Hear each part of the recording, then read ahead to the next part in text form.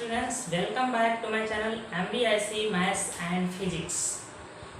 That is, you are studying lesson number 4 of 12th Physics. And in the previous lecture, you have studied about the capacitor and its capacity. In this lecture, I will teach you.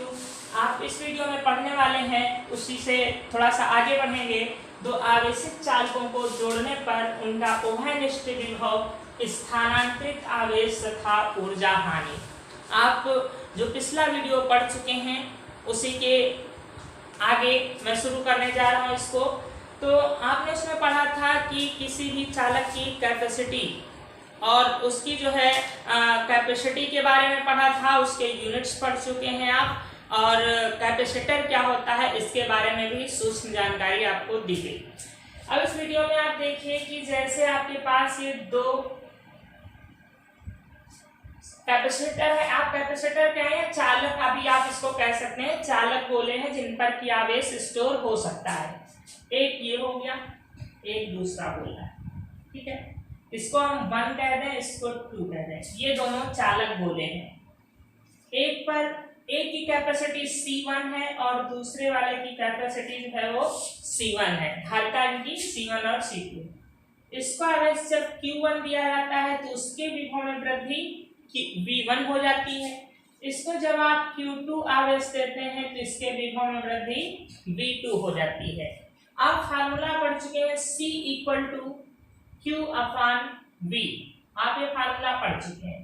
यहाँ से यदि हम Q find करें तो क्या हो जाएगा, CV, अर्थात यहाँ से अगर हम निकालना चाहें Q1 तो Q1 क्या हो जाएगा, C1V1। यहाँ से अगर हम निकालना चाहें Q2 तो हो जाएगा C2V2, इस फार्मूले के अकॉर्डिंग। समझ रहे हैं, इसकी आगे हमें आवश्यकता पड़ेगी। अब देखिए स्टूडेंट्स, अभी इस समय जो कुल चार्ज की बात आप करें, कुल चार्ज यहाँ पर कितना है तो Q1 + Q2, बिकॉज जो चार्ज होता है कभी नष्ट नहीं होता है। चार्ज केवल एक चालक से दूसरे में स्थानांतरित हो सकता है, जबकि ये नष्ट नहीं होता है। तो इस समय कुल चार्ज कितना है, Q1 + Q2 है। यदि हम इनको एक वायर के थ्रू कनेक्ट कर दें, यदि हम इनको एक वायर के थ्रू कनेक्ट कर देते हैं तो चार्ज जो है ट्रांसफर होगा, किससे किसमें ट्रांसफर होगा, पहले तो ये कॉन्सेप्ट आप समझेंगे। तो जिसका विभव वोल्टेज हाई होगा, मानते हैं कि V1 हाई वोल्टेज पर है V2 से, V1 का जो विभव है वो V2 की अपेक्षा अधिक है, तो चार्ज द ट्रांसफर जो होता है वो हाई वोल्टेज से लो वोल्टेज की ओर ट्रांसफर होता है। तो लो वोल्टेज कौन सा हुआ, V2, तो V1 से V2 की ओर चार्ज ट्रांसफर होगा। ये चार्ज ट्रांसफर का सिंबल हम बना रहे हैं, ये चार्ज ट्रांसफर हो रहा V1 से V2 की ओर, ठीक है, इस चालक से इस चालक की ओर। अब बच्चों ये चार्ज कब तक ट्रांसफर होगा बताइए। आप सोच रहे होंगे कि जब तक दोनों में चार्ज इक्वल नहीं होगा तब तक ट्रांसफर होगा, आप यही सोच रहे होंगे ना। नहीं, बट ऐसा नहीं होता है। चार्ज तब तक ट्रांसफर होता रहेगा जब तक कि दोनों का वोल्टेज सेम नहीं हो जाएगा। मींस चार्ज का ट्रांसफर होना जो डिपेंड करता है, ये वोल्टेज पे डिपेंड करता है। तो माना इनका जब दोनों का कॉमन वोल्टेज V हो जाता है तो चार्ज का ट्रांसफर होना बंद हो जाता है। समझ रहे हैं। अब यहाँ से देखिए, जैसे यहाँ पर 10 वोल्ट है चार्ज, यहाँ पर भी 10 वोल्ट चार्ज है, इसके बीच आपने एक इलेक्ट्रॉन को डाल दिया, ठीक है। तो क्या ये किसी तरफ मूव करेगा, बिकॉज यहाँ पर वोल्टेज क्या है, इक्वल है। जब इक्वल वोल्टेज हो जाएगा तो चार्ज मूव नहीं करेगा। ये इस पे जितना अट्रैक्शन फोर्स लगाएगा उतना अट्रैक्शन फोर्स इस पर भी लगेगा, तो ये किसी भी दिशा में मूव नहीं करेगा, अर्थात आवेश का स्थानांतरण नहीं होगा। बट यदि यहाँ पर 5 वोल्ट हो जाता तो अब देखिए दोनों के बीच वोल्टेज डिफरेंस हो गया, यहाँ पर वोल्टेज डिफरेंस हो गया। तो जब वोल्टेज डिफरेंस जब तक रहेगा तब तक चार्ज चलेगा। If it is negative charge it will go towards the high voltage, and if it is positive charge it will go towards the low voltage। समझ पा रहे हैं कि यदि ये पॉजिटिव होगा तो ये लो वोल्टेज की ओर जाएगा, यदि नेगेटिव चार्ज होता तो ये हाई वोल्टेज की ओर जाता। बट ये चार्ज कब तक जाएगा, तभी तक चलेगा इसके बीच में जब तक कि वोल्टेज डिफरेंस होगा, और जैसे ही वोल्टेज डिफरेंस समाप्त हो गया चार्ज का आना जाना बंद हो जाएगा। तो यहाँ पर बच्चों चार्ज जाता रहता है हाई वोल्टेज से लो वोल्टेज की ओर, और जब ये दोनों का वोल्टेज इक्वल हो जाता है तो चार्ज का जाना बंद हो जाता है। इस स्थिति में ये जो विभव होता है इसको हम कहते हैं उभयनिष्ठ विभव, कॉमन वोल्टेज। तो ये बच्चों उभयनिष्ठ वोल्टेज क्या होगा यहाँ से जान लीजिए। उभयनिष्ठ विभव, उभयनिष्ठ विभव बराबर होगा यहाँ से बच्चों कुल आवेश बटे कुल धारिता।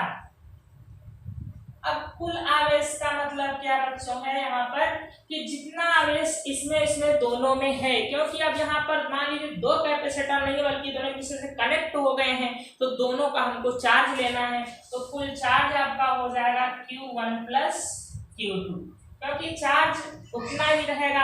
आप चाहे कनेक्ट करने से पहले का चार्ज देख लीजिए या कनेक्ट करने के बाद जो चार्ज बचा होगा उसको आप कैलकुलेट कर लीजिए, चार्ज में कोई परिवर्तन नहीं हुआ होगा। कैपेसिटी एक कांस्टेंट होता है, C ये कभी चेंज नहीं होगा जब तक कि इसके हम साइज में परिवर्तन नहीं करेंगे। तो ये भी क्या होगा C1 प्लस C2।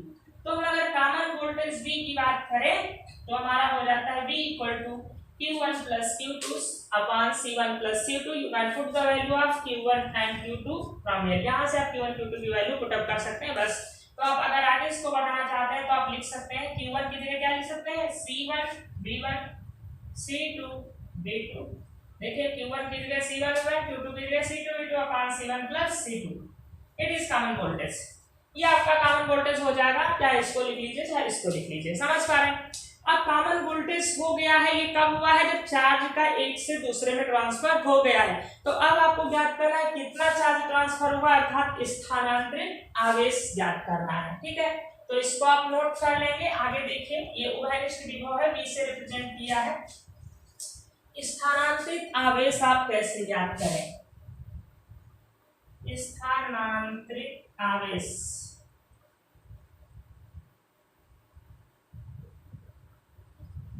स्थानांतरित आवेश बच्चों क्या होगा समझिए। देखिए पहले आवेश यहाँ पर Q1 था, मान लीजिए इसमें से कुछ आवेश दूसरे गोले में गया है तो यहाँ पर बचा हुआ आवेश है Q1 डैश, और यहाँ पर कुछ आ गया है तो यहाँ पर भी Q2 अब नहीं होगा, इसमें वृद्धि हो जाएगी, Q2 डैश हो गया है।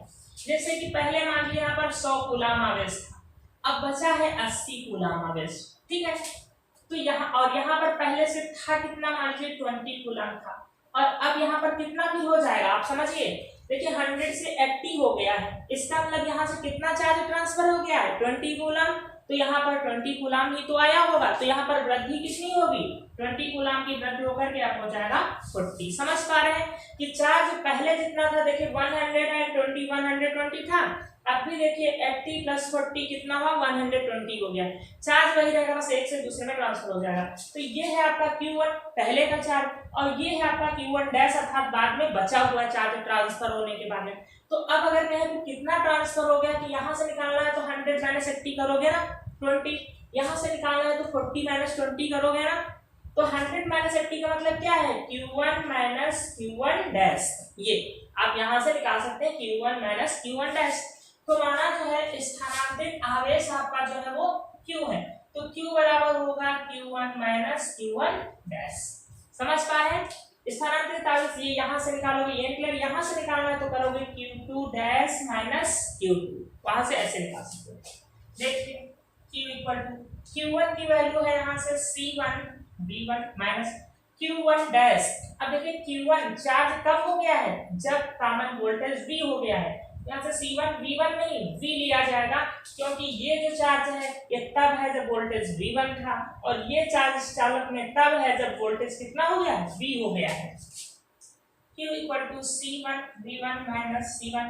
अब यहाँ पर V की वैल्यू रख दीजिए, V आपके पास अभी आया था C1 V1 माइनस नहीं प्लस आया था C2 V2 अपान C1 प्लस C2, ये आपके पास V की वैल्यू आई थी। देखिए Q क्या निकल आएगा C1 प्लस C1 V1, ये इसका मल्टीप्लाई किसमें हो जाएगा, देखिए ये एलसीएम लेंगे यहाँ पर बन करके, तो इसका मल्टीप्लाई हो जाएगा C1 प्लस C2 में, minus C1 V1 plus C2 V2 अपान यहाँ पर एलसीएम क्या हो गया है C1 प्लस C2। देखिए इसको जब सॉल्व करोगे तो एलसीएम हो जाएगा C1 प्लस C2, इसका यहाँ मल्टीप्लाई हो जाएगा, क्रॉस मल्टीप्लाई, और यहाँ पर इसका C1 का मल्टीप्लाई हो जाएगा। देन Q इक्वल टू इसको मल्टीप्लाई करिए तो आ रहा है C1 स्क्वायर V1, यहाँ पर मल्टीप्लाई करोगे तो आएगा C1 C2 V1 माइनस, यहाँ मल्टीप्लाई करो तो आ रहा C1 स्क्वायर V1 माइनस का C1 C2 V2 upon C1 plus C2। देखिए C1 square V1 C1 square V1 cancel हो जाएगा, यहाँ से कॉमन क्या हो रहा है, कॉमन हो रहा है C1 एंड C2, बचेगा क्या V1 यहाँ से माइनस का V2, V1 माइनस V2 ये बचेगा, अपॉन में हो गया C1 प्लस C2। तो ये फार्मूला आपका आ गया है कि कितना चार्ज ट्रांसफर हो गया है। बच्चों आपको फार्मूले से न्यूमेरिकल हल करने में बहुत प्रॉब्लम होगी, इसलिए आप कॉन्सेप्ट समझे कि कैसे किस कॉन्सेप्ट से हम निकाल रहे हैं स्थानांतरित चार्ज को, कि चार्ज कितना ट्रांसफर हुआ है। आपको कॉन्सेप्ट क्लियर ये रखना है कि पहले चार्ज कितना था और बाद का हम चार्ज निकाल लें कितना होगा, जो बाद में ट्रांसफर होने के बाद बचा हुआ चार्ज, ये दोनों चार्ज निकाल के हम सब्ट्रैक्ट कर लेंगे। इस कॉन्सेप्ट से न्यूमेरिकल सॉल्व होगा, फार्मूले से सॉल्व करने में आपको प्रॉब्लम होगी, समझ रहे हैं।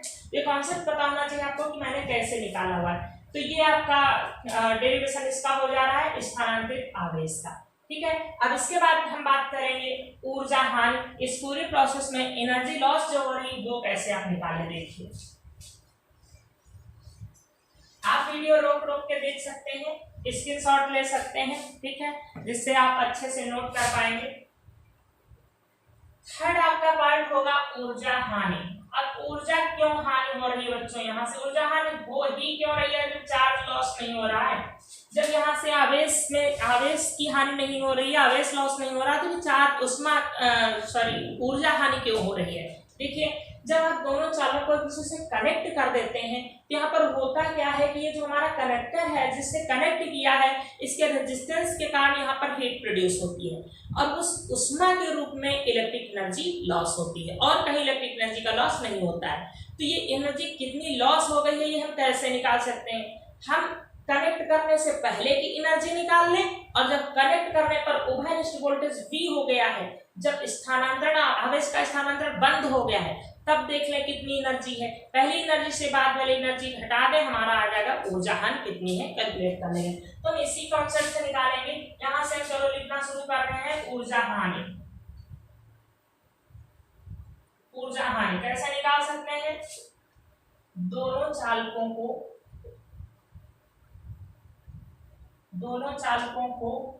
जोड़ने के पहले कुल ऊर्जा, जोड़ने के पहले कुल ऊर्जा, जोड़ने के पहले की हम कुल ऊर्जा निकालेंगे माइनस जोड़ने के बाद की कुल ऊर्जा, हम क्यों लिख दे रहे हैं बाद की कुल ऊर्जा, जोड़ने के बाद की कुल ऊर्जा, समझ पा रहे हैं। तो जैसे जोड़ने के पहले अगर एनर्जी निकालनी है तो किस फार्मूले से निकालेंगे, हाफ CV स्क्वायर, हमें CV स्क्वायर पता है, तो जोड़ने के पहले कैपेसिटी पहले वाले की कितनी है C1 और वोल्टेज कितना था V1, प्लस दूसरे के पास कितनी एनर्जी थी हाफ C2 V2 स्क्वायर।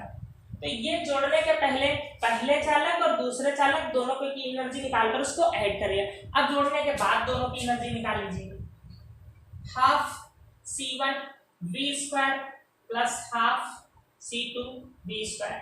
जोड़ने के बाद क्या हो गया है, कैपेसिटी तो वही है, उसमें कोई चेंज नहीं हुआ, केवल जो ये कॉमन वोल्टेज है ये चेंज हो गया है। ये क्या वोल्टेज कितना हो गया, V1 V2 नहीं बल्कि अब V हो गया है। तो हमने दोनों जगह देखिए V वोल्टेज लिया है, न कि V1 और V2, ठीक है। अब देखिए इसमें से कॉमन क्या हो रहा है 1/2, यहाँ पर बचेगा C1 V1 square plus C2 V2 square minus, यहाँ से देखिए क्या बचेगा, आपका बचेगा C1 प्लस C2 और V स्क्वायर बाहर कॉमन हो जाएगा, समझ पा रहे हैं। ये 1/2 तो यहाँ से सब पूरा कॉमन आ गया है, 1/2 C1 V1 square plus C2 V2 square, आप ऐसे इसको लिख सकते हैं, ये ऐसे माइनस C1 प्लस C2। अब यहाँ पर हम क्या करेंगे, V की वैल्यू पुटअप कर देंगे। V की वैल्यू देखिए क्या आई थी, यहाँ पर Q1 प्लस Q2 था, तो Q1 की वैल्यू हमने क्या किया था C1 V1 plus C2 V2, ये v की वैल्यू हो गई अपॉन में c1 प्लस c2। अब यहाँ पे स्क्वायर लगा है तो देखिए इसका क्या हो जाएगा, स्क्वायर हो जाएगा। समझ पा रहे हैं? देखिए यहाँ पर था q1 प्लस q2, तो q1 की वैल्यू रख दिया और q2 की वैल्यू रख दिया। अब क्या करेंगे, अब यहाँ करना क्या है, कैलकुलेशन इसकी है।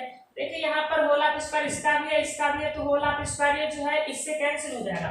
तो आपका जो बचेगा वो बचेगा यहाँ पर c1 v1 square plus c2 v2 square minus यहाँ पर बचने वाला है c1 v1 plus c2 v2 का होल ऑफ स्क्वायर अपान में केवल c1 प्लस c2 बचेगा, क्योंकि आपका यहाँ से एक स्टेप कैंसिल हो गया। समझ पा रहे हैं? ठीक है, तो मैं अब इसको यहाँ से मिटा करके लिख रहा हूँ, आप इसकी स्क्रीनशॉट ले सकते हैं, वीडियो रोक कर देख सकते हैं। ठीक है, तो यहाँ से मैं शुरू कर रहा हूँ इसको फिर से।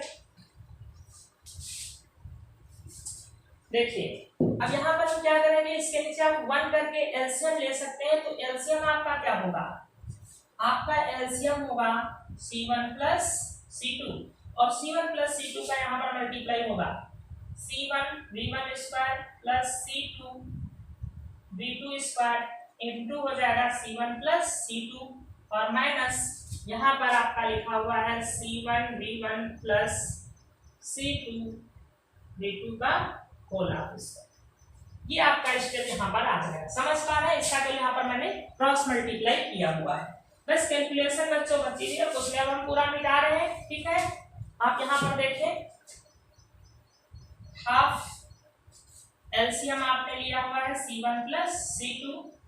यहाँ पर पहले c1 से मल्टीप्लाई करेंगे तो होगा c1 स्क्वायर v1 स्क्वायर, फिर यहाँ पर मल्टीप्लाई करेंगे तो होगा c1 c2 v2 स्क्वायर, फिर c2 से यहाँ पर मल्टीप्लाई कर रहे हैं तो बच रहा है c1 c2 v1 square plus c2 से यहाँ पर मल्टीप्लाई कर रहे हैं तो बच रहा है c2 square and v2 square. हो गया ना?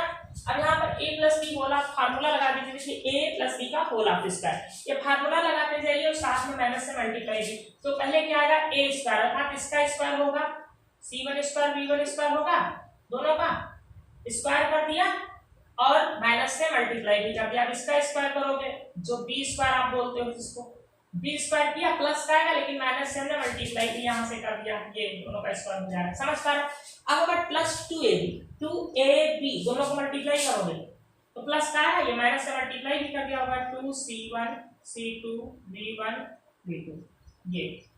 अब देखिए यहाँ से कैंसिल हो जाएगा ये c1 square v1 square, c1 square v1 square जो प्लस का है एक माइनस का है, यहाँ से c2 square v2 square c2 square v2 square plus का है एक माइनस का है। अब पूरे से कॉमन बच्चों क्या हो रहा है, कॉमन हो रहा है c1 c2, देख लीजिए। अब बचेगा क्या, c1 c2 कॉमन लिया, यहाँ से बचा v1 स्क्वायर, यहाँ से c1 c2 कॉमन गया तो क्या बचा प्लस का v2 स्क्वायर माइनस यहाँ से c1 c2 गया तो क्या बचा 2v1 v2 ये बच गया अपॉन में c1 प्लस c ये हुआ। अब देखिए आपका 1/2 तो ये कॉमन हो गया, यहाँ पर आ गया c1 c2, ये फार्मूला है a square plus b square minus 2ab अर्थात ये फार्मूला हो गया है v1 minus v2, v1 minus v2 का होल ऑफ स्क्वायर और अपान में आ जाएगा c1 प्लस c2। समझ पाए? ये आपका हो गया है ऊर्जा हानि। इसको अगर हम u से रिप्रेजेंट करें कि ऊर्जा हानि कितनी हुई है तो ये ऊर्जा हानि है, और ये बच्चों बहुत ही कम मात्रा में होती है क्योंकि केवल हीट एनर्जी के रूप में एनर्जी लॉस होती है। तो आप इसको समझ पाए होंगे और आपका जो न्यूमेरिकल सॉल्यूशन होगा फिर बता दें केवल कॉन्सेप्ट पर बेस होगा। आपको एनर्जी फाइंड करने ऊर्जा निकालने के 3 फार्मूले बताए गए हैं। आपको जब न्यूमेरिकल सॉल्व करोगे तो 3 में से जो भी फार्मूला अप्लाई हो रहा होगा उसको अप्लाई कर दोगे। आप यदि डेरिवेशन मेथड से करोगे तो आपके लिए कठिन पड़ेगा। तो यहाँ पर डेरिवेशन आप समझ लीजिए इंपॉर्टेंट है, एग्जाम में आता है, बट जो न्यूमेरिकल सॉल्व करोगे उनका अपना अलग कॉन्सेप्ट होगा, उसका कॉन्सेप्ट आपका अलग से समझना होगा कि पहले की एनर्जी निकाल लें और कनेक्ट करने के बाद की एनर्जी निकाल लें। कॉन्सेप्ट यही चलेगा वहां पर भी। ठीक है बच्चों, तो इस वीडियो में इतना ही। नेक्स्ट वीडियो में आपको बताएंगे इसके आगे जो भी होगा संधारित्र